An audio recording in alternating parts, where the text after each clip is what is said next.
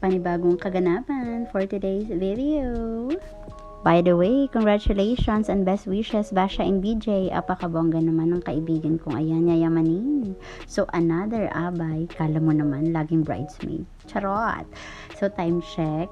Nga pala bago kami makarating dyan ay halos alas 9 na. So una naming pinuntahan isa-isang villa para makapag-ayos-ayos naman. And then, pagkatapos namin, inintay na lang namin yung mga ibang bridesmaid na makakasama namin. Then, gora na sa pinaka-venue. O, diba? Likod pa lang ng mga kasama namin. Kabog ka na.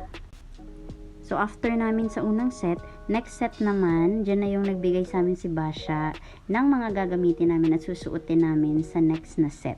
Nagagawin namin, hello girl, super busy. Ayan, kung saan man kami pwesto, go ahead lang.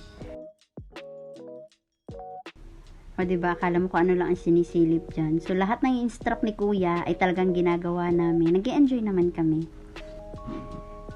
Then, yung last set namin, so magsusuot na kami ng dress. O, lakad muna, pakita likod, kahit hindi naman kagandahan ang likod ni Atengs.